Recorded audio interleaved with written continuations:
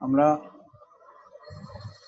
ঘনজ্যামিতিতে সবার প্রথম সবচেয়ে সিম্পল ঘনবস্তু যেটা পাই সেটা হলো আয়তাকার ঘনবস্তু। এই ধরনের কোন বস্তু যদি আমরা আঁকি,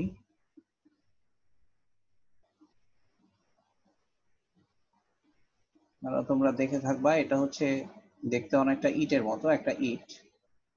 এটাকে আমরা তার দৈর্ঘ্য, এটাকে ধরে নিলাম প্রস্থ। আমরা যদি এই বরাবর এটা হচ্ছে দৈর্ঘ্য, এই বরাবর এটুকু হচ্ছে প্রস্থ, আর এই বরাবর এটুকু হচ্ছে উচ্চতা। না, সমস্যা নাই, ইগনোর করো, কিছু হবে না। হ্যাঁ, আচ্ছা যাক, ঠিক আছে। এটা হচ্ছে আয়তাকার ঘনবস্তু। এখন এই আয়তাকার ঘনবস্তুর ক্ষেত্রে যদি আমরা এটার আয়তন বলি, দেখো এটাকে যদি আমরা এইভাবে ড্রয়িং করি, এই যে ডটেড লাইন দিয়ে আমরা যে ছবিটা আঁকলাম,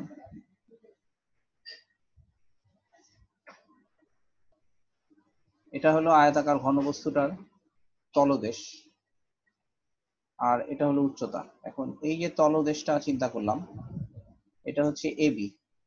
আমরা যদি বলি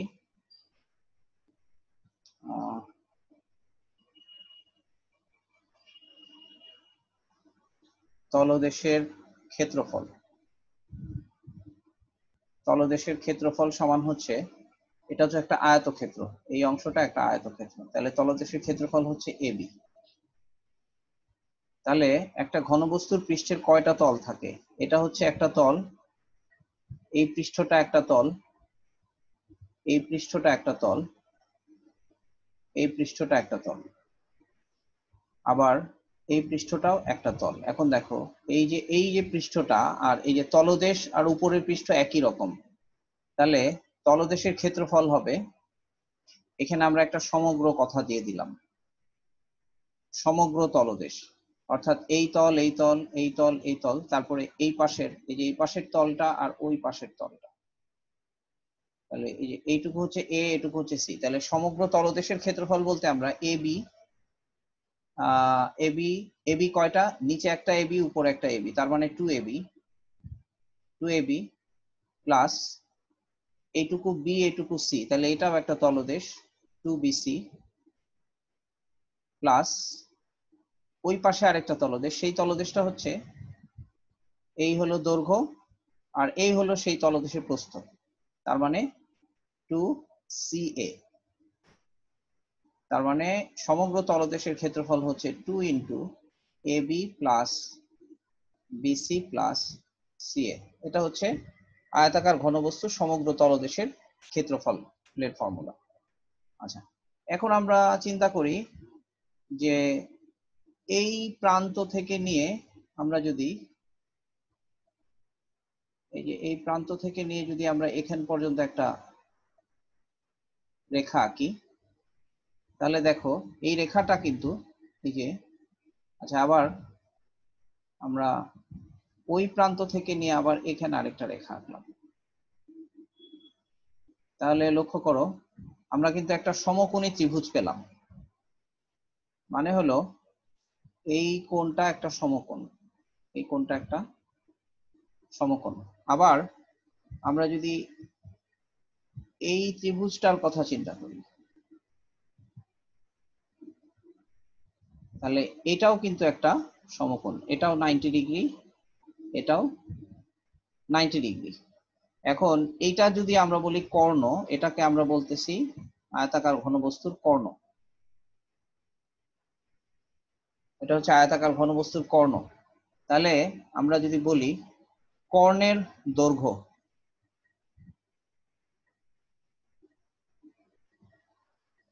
কর্ণের দৈর্ঘ্য সমান যদি আমরা কে মনে করি, তাহলে এইটুকু যদি সি হয়, তাহলে এই ডটেড লাইনের এইটুকু সি।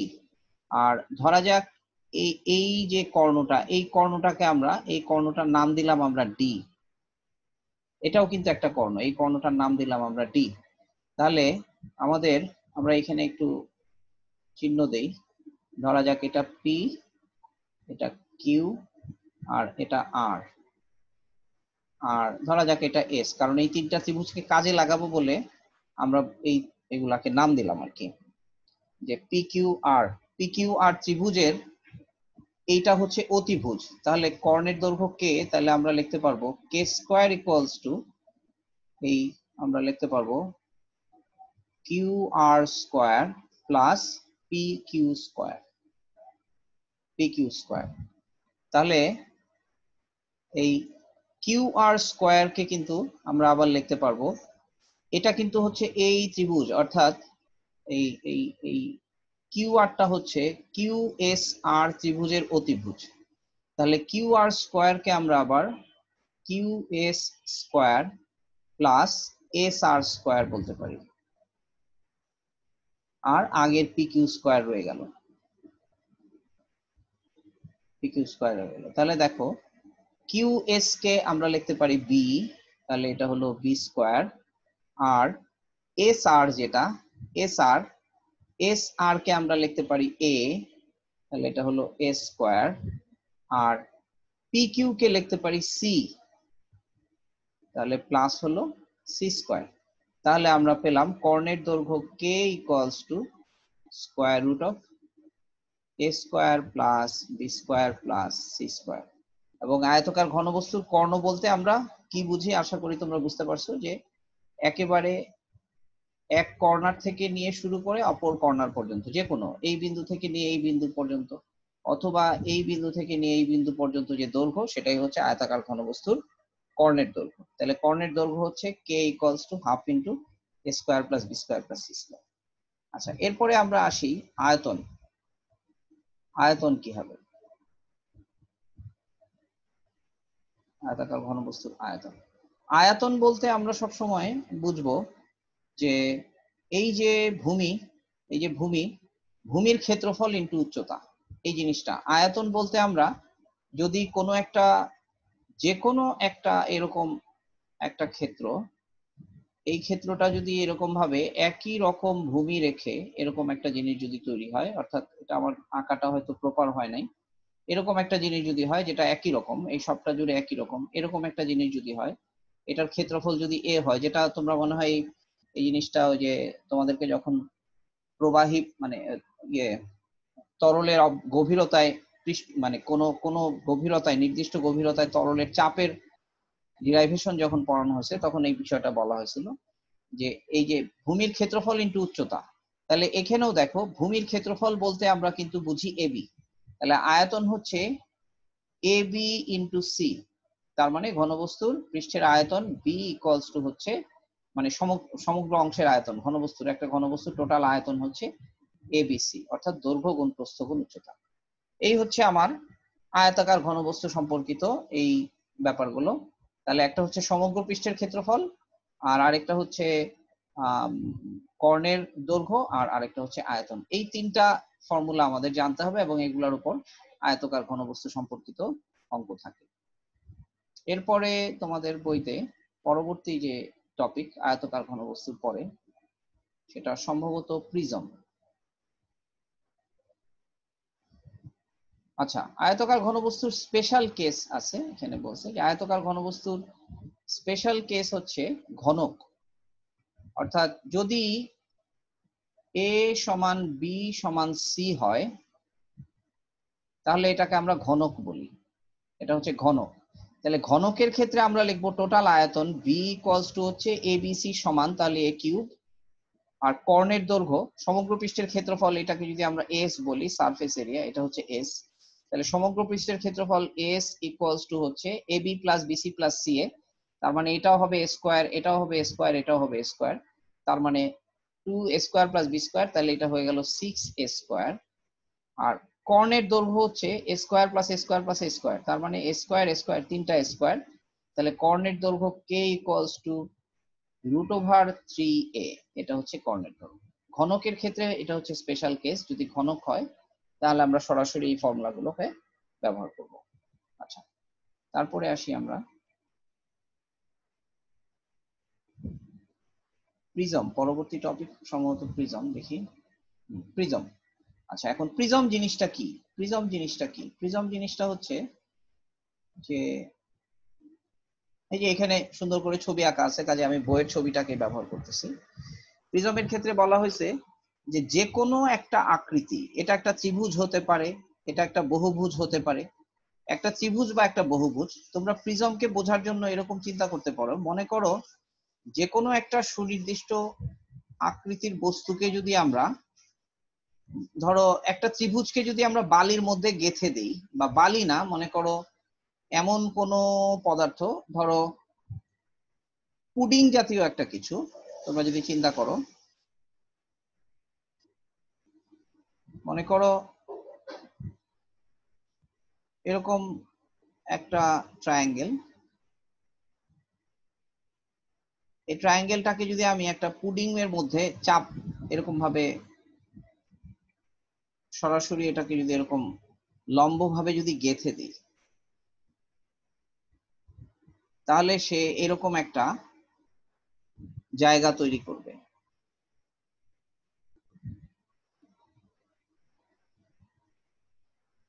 এখন বলা হচ্ছে এটাই হচ্ছে প্রিজম।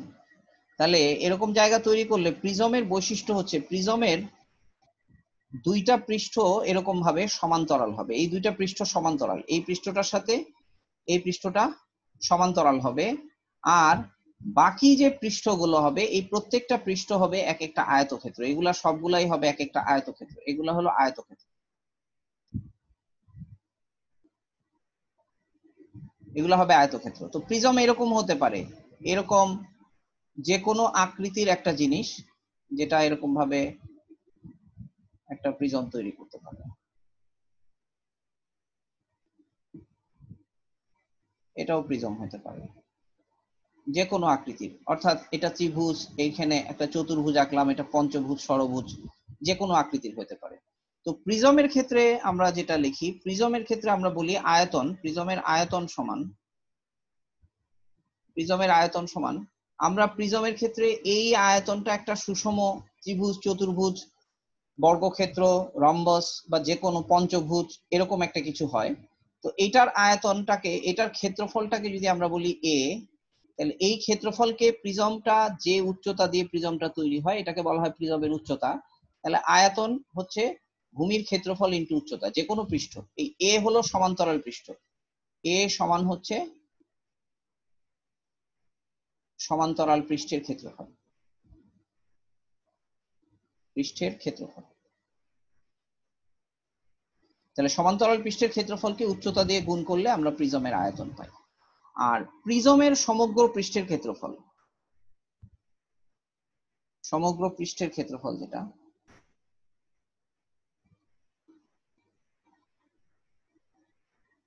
সমগ্র পৃষ্ঠের ক্ষেত্রফল হচ্ছে, এখানে হচ্ছে এ, এই এ তৈরি করার জন্য আমরা যে বাহুগুলো তৈরি করব, ধরা যাক এখানে সহজভাবে যদি আমরা বলি, যদি সমপ্রিজম হয় তাহলে সমগ্র পৃষ্ঠের ক্ষেত্রফল হচ্ছে, এই সমান্তরাল পৃষ্ঠ যদি এ হয় তাহলে টোয়াইজ এ, দুই পাশে দুইটা এ থাকবে, প্লাস বাকি পৃষ্ঠগুলোকে আমরা আলাদা আলাদা ভাবে A1 plus A2 plus A3 plus dot dot dot, যতগুলো পৃষ্ঠ থাকবে, যেমন এটা একটা পৃষ্ঠ, এটা A1, তারপরে এই পৃষ্ঠটা আছে, ওই পাশের পৃষ্ঠটা আছে, এই পাশের পৃষ্ঠটা আছে, এই পৃষ্ঠগুলো সবগুলো পৃষ্ঠের ক্ষেত্রফল। এই হলো প্রিজমের সমগ্র পৃষ্ঠের ক্ষেত্রফল। এখন এই সমগ্র পৃষ্ঠের ক্ষেত্রফলগুলো বের করার জন্য আমাদের কি করতে হবে, এই উচ্চতাটা জানতে হবে। তো এই উচ্চতাটা জানলে পরে, এই উচ্চতাটার ক্ষেত্রে খেয়াল করো, ধরা যাক এই বাহুটা যদি হয়, ধরো এই বাহুটা, ধরো এই যে ত্রিভুজ, ত্রিভুজের এই বাহুটা মনে করো A1, এই বাহুটা হলো A2, এই বাহুটা হলো A3। তাহলে খেয়াল করো ওই যে পৃষ্ঠটা, ওই পৃষ্ঠটার ক্ষেত্রফল কি? এই পৃষ্ঠটার ক্ষেত্রফল হচ্ছে A1 ইন্টু H, আর এই পৃষ্ঠটার ক্ষেত্রফল হচ্ছে A3 ইন্টু H, আর এই পাশের পৃষ্ঠটার ক্ষেত্রফল হচ্ছে A2 ইন্টু H।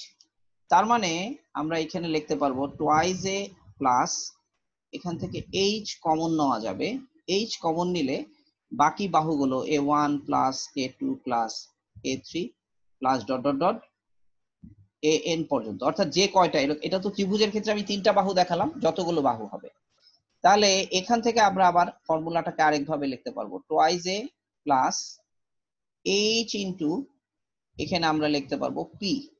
এই পিটা হচ্ছে সমান্তরাল, পি হচ্ছে সমান্তরাল পৃষ্ঠের পরিসীমা, সরি পরিসীমা, অর্থাৎ এই যে এইটুকু প্লাস এইটুকু প্লাস এইটুকুই তো হচ্ছে ত্রিভুজের পরিসীমা। তাহলে একটা প্রিজম যে দুইটা সমান্তরাল পৃষ্ঠ দিয়ে তৈরি হয়, সেই দুইটা সমান্তরাল পৃষ্ঠের যে কোনো একটার পরিসীমা, দুইটা বলার দরকার নেই, যে কোনো একটা মানে সমান্তরাল পৃষ্ঠের পরিসীমা, অর্থাৎ প্রিজমের পৃষ্ঠের সমগ্র পৃষ্ঠের ক্ষেত্রফল হচ্ছে টোয়াইজ এ প্লাস এইচপি, টোয়াইজ এ প্লাস এইচপি, এই হচ্ছে প্রিজমের সমগ্র পৃষ্ঠের ক্ষেত্রফল এস। এই হলো আমাদের প্রিজমের সমগ্র পৃষ্ঠের ক্ষেত্রফলের ফর্মুলা। আর আয়তন হচ্ছে এইচ। তো আমাদের এই প্রিজমের ক্ষেত্রে এই A1 A2 A3 AN এগুলা জানা থাকবে, তারপরে এইচ জানা থাকবে, আমরা সহজে এটাকে বের করতে পারবো।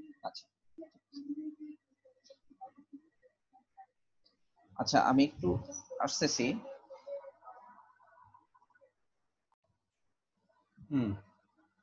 ইসমা মাসুম, আচ্ছা তারপরে এটা হচ্ছে আমাদের প্রিজমের সমান্তরাল পৃষ্ঠের, মানে এই বুঝতে পারতেছো তো বলতেছি যে, আচ্ছা এরপরে হচ্ছে আমাদের দেখো প্রিজম ব্যাপারটা ছিল হলো যে যে কোনো একটা এরকম একটা জিনিস, যে জিনিসটা সমান্তরাল ভাবে এভাবে উঠে যাবে, ত্রিভুজ দিয়ে দেখালাম এটা হচ্ছে প্রিজম। কিন্তু যদি ব্যাপারটা এরকম হয়, এটা সমান্তরাল ভাবে এরকম উঠে যেতে যেতে একটা নির্দিষ্ট উচ্চতায় গিয়ে জিনিসটা যদি একটা বিন্দুতে পরিণত হয়, তো তখন এটাকে আমরা বলি পিরামিড। এই জিনিসটার নাম হচ্ছে পিরামিড। মানে এটা হচ্ছে পিরামিডের তল, এটা হচ্ছে পিরামিডের ভূমি, পিরামিডের ভূমি এ। আর তখন এটা এইভাবে যতটুকু উপরে উঠলো, এটা হচ্ছে তার উচ্চতা এইচ। আচ্ছা আমরা একটু সুন্দর করে আঁকি একটা পিরামিড। পিরামিড বলতে বোঝায় এরকম যে কোনো একটা আকৃতি, এরকম যে কোনো একটা আকৃতি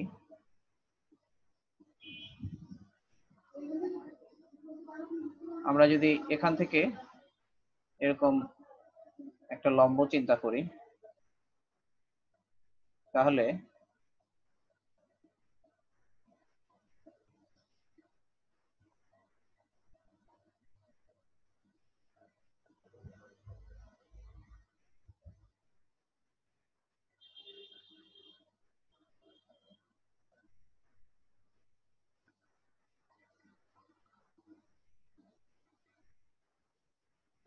এটা হচ্ছে পিরামিড, এটাকে আমরা বলি পিরামিড। তো পিরামিডের ক্ষেত্রে আমাদের এটা হচ্ছে পিরামিডের ভূমি, ভূমি এ, ভূমির ক্ষেত্রফল এ, এটা হলো পিরামিডের উচ্চতা এইচ। আর এই বাহুগুলো হচ্ছে পিরামিডের ভূমির এক একটা আলাদা আলাদা বাহু। তাহলে ধরা যাক এই প্রত্যেকটা বাহুকে যদি আমরা A1 A2 এরকম ভাবে A3 A4 এরকম প্রত্যেকটা বাহু দেখি, তাহলে দেখা যাচ্ছে যে একটা পিরামিডের পৃষ্ঠ বলতে এই যে এইটা একটা ত্রিভুজ, ওই পাশে একটা ত্রিভুজ আছে, এই পাশে একটা ত্রিভুজ আছে, আবার এই পাশে। তার মানে এখানে যদি ভূমির যদি চারটা বাহু থাকে, তাহলে পিরামিডের চারটা ত্রিভুজ আকার পৃষ্ঠ থাকবে আর ভূমি থাকবে। তাহলে পিরামিডের পৃষ্ঠের ক্ষেত্রফল হলো, পৃষ্ঠের ক্ষেত্রফল, ক্ষেত্রফল বলতে আমরা যেটা বুঝবো সেটা হলো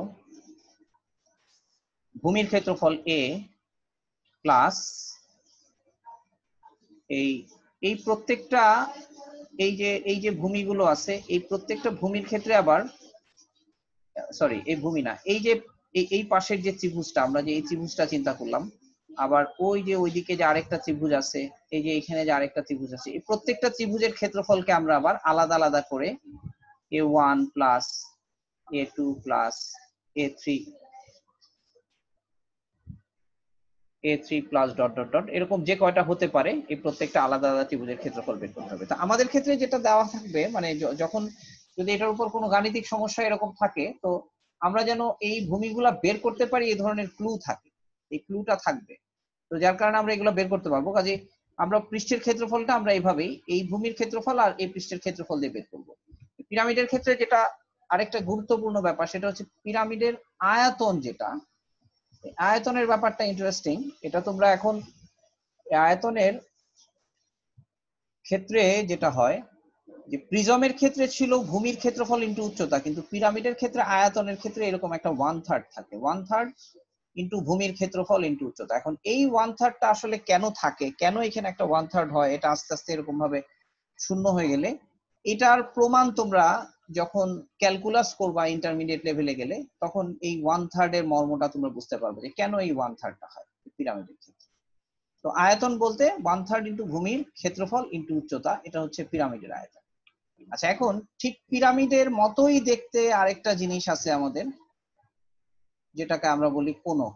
এইটা আমরা ডিটেইল পড়বো আর কি, কোণক। আচ্ছা, কোণকের ব্যাপারটা আমরা আলাদা পেজে আসি। যেমন তোমরা চানাচুর খাওয়ার ক্ষেত্রে তোমরা এই ধরনের একটা জিনিস তোমরা সবাই আশা করি দেখছো যে চানাচুরের ঠোঙ্গাগুলা কেমন হয়।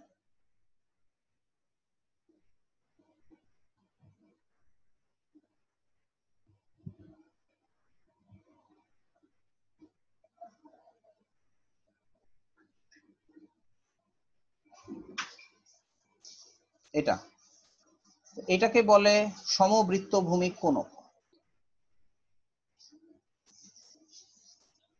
সমবৃত্ত ভূমিক কোণক। এই সমবৃত্ত ভূমিক কোণকের ক্ষেত্রে এটা হচ্ছে ভূমির ক্ষেত্রফল, এবং সমবৃত্ত ভূমিক কোণকের উপাদানগুলো কি কি, এটা হচ্ছে ভূমির ব্যাসার্ধ আর আমরা এই শীর্ষ থেকে নিয়ে এই ভূমির কেন্দ্র পর্যন্ত এটা হচ্ছে উচ্চতা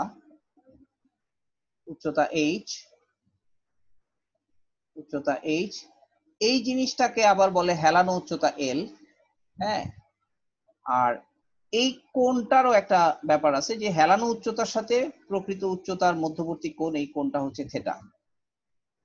তাহলে সমবৃত্ত ভূমিক কোণকের এগুলা হচ্ছে টোটাল উপাদান। এই কয়টা উপাদান দিয়ে আমরা সমবৃত্ত ভূমিক কোণককে আমরা বুঝি। তো সমবৃত্ত ভূমিক কোণকের ক্ষেত্রে আমরা যদি বলি আয়তন, আচ্ছা না আয়তন না, ভূমির ক্ষেত্রফল। ভূমির ক্ষেত্রফল a equals to pi r square, যেহেতু এটা একটা বৃত্ত, পাই আর স্কোয়ার। আর সমগ্র তলের ক্ষেত্রফল, সমগ্র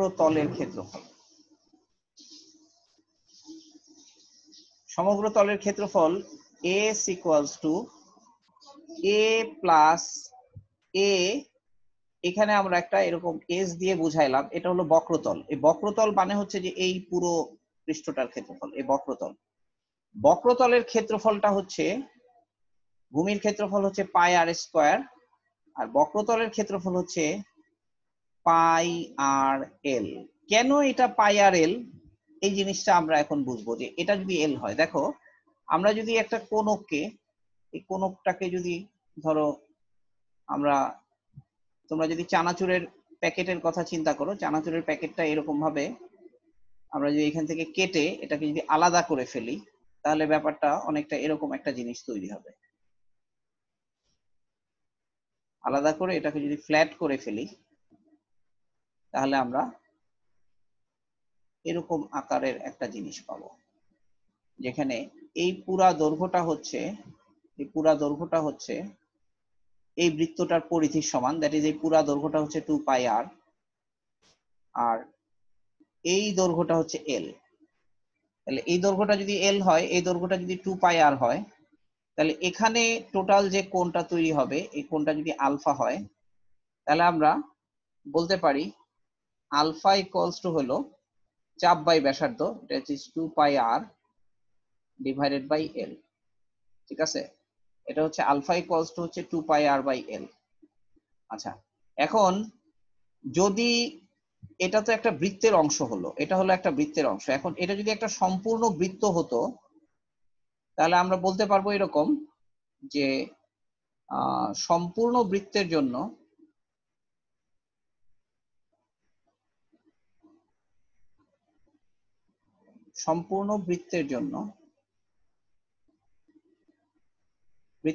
যে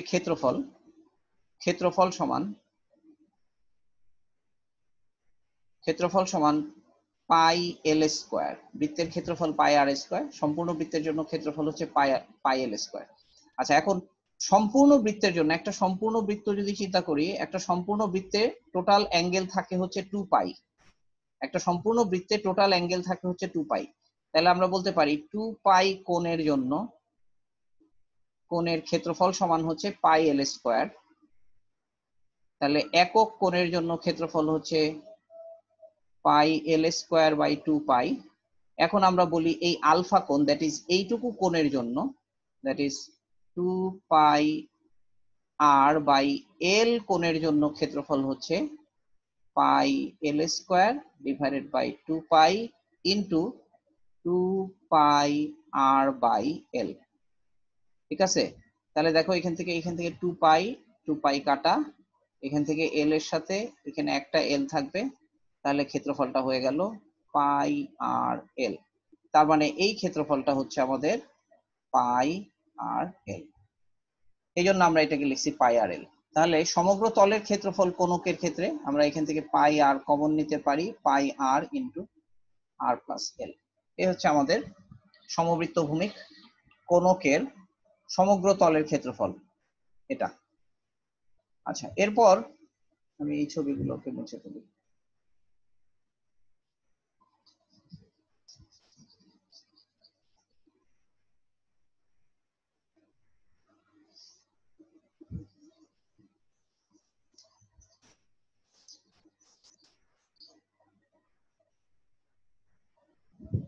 এরপর হচ্ছে কোণকের আয়তন।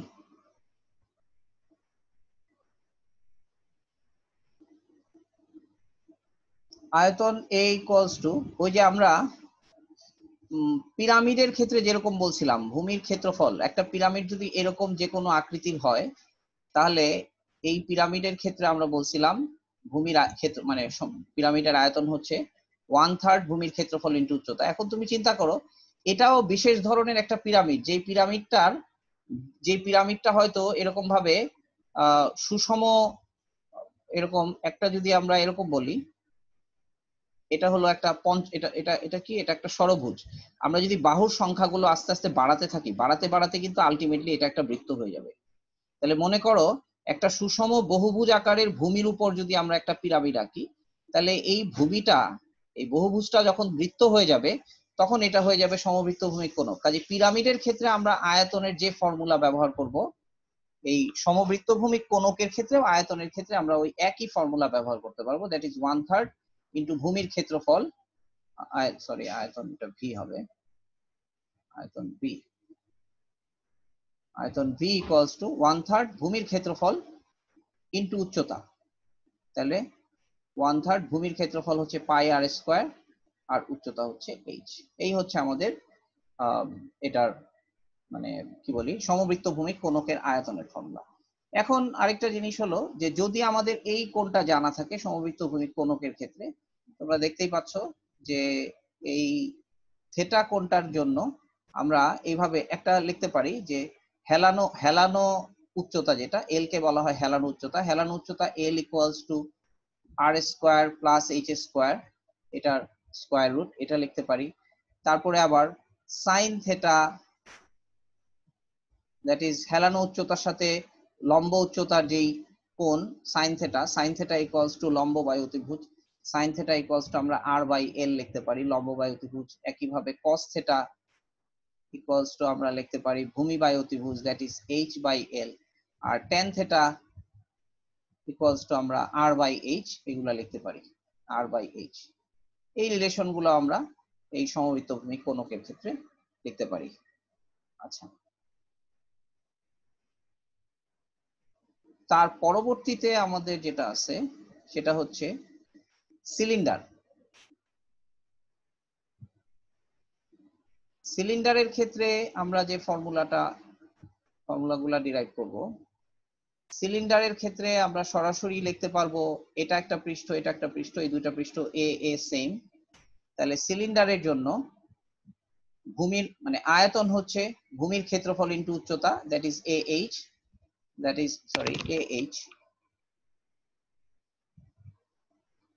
কে আমরা লিখতে পারবো পাই আর স্কয়ার এইচ। আর সমগ্র তলের ক্ষেত্রফল সমান হচ্ছে এই ক্ষেত্রফল আর বক্রপৃষ্ঠের ক্ষেত্রফল, দ্যাট ইজ 2a প্লাস বক্রপৃষ্ঠের ক্ষেত্রফল, এটাকে আমরা এ কার্ভ এরকম লিখলাম। এখন বক্রপৃষ্ঠের ক্ষেত্রফল কি? একটা সিলিন্ডারকে যদি এভাবে কেটে এরকম সমান করে বিছিয়ে দেই, এরকম ভাবে বিছিয়ে দেই, তাহলে এই দৈর্ঘ্যটা হচ্ছে এই বৃত্তের পরিধি, দ্যাট ইজ এটা হচ্ছে 2 পাই আর, আর এটা হচ্ছে এইচ। তাহলে আমরা বলতে পারবো 2a প্লাস as বলতে হচ্ছে আমাদের 2 পাই আর এইচ, 2 পাই আর ইন্টু এইচ, অর্থাৎ আয়তক্ষেত্রের ক্ষেত্রফল ভূমি দৈর্ঘ্য গুণ প্রস্থ। তাহলে আবার a হচ্ছে 2 pi R square a plus 2 pi R H. তাহলে এখান থেকে 2 পাই আর কমন নিলে আর প্লাস এইচ। এটা হচ্ছে সিলিন্ডারের সমগ্র তলের ক্ষেত্রফল 2 পাই ইন্টু আর প্লাস এইচ। এবং আয়তন v ইকুয়ালস টু হচ্ছে পাই আর স্কয়ার এইচ। এটা তোমরা অলরেডি জানো। এই হচ্ছে আমাদের মানে বিভিন্ন আদর্শ ঘনবস্তুগুলোর মধ্যে আজকে আমরা সিলিন্ডার পর্যন্ত শেষ করলাম। তোমরা বইতে এই সূত্রগুলো সবগুলাই তোমাদের বইতে আছে, আমি তারপরে এগুলো একটু আলোচনা করলাম, তোমরা বই থেকে আবার জিনিসগুলো একটু দেখবা। আগামী ক্লাসে আমরা গোলক সম্পর্কে আলোচনা করব। গোলকের পৃষ্ঠের ক্ষেত্রফল, গোলকের আয়তন, সেগুলো আজকের ক্লাসে আর সিলিন্ডারের পরে কন্টিনিউ করলাম না, তোমরা একটু দেখবা। এবং তার পরবর্তী ক্লাসে আমরা এই চ্যাপ্টারের কিছু গাণিতিক সমস্যা সমাধান করব। এবং গাণিতিক সমস্যার বেশিরভাগই খুব সহজ হবে, তোমরা নিজেরাই পারবা।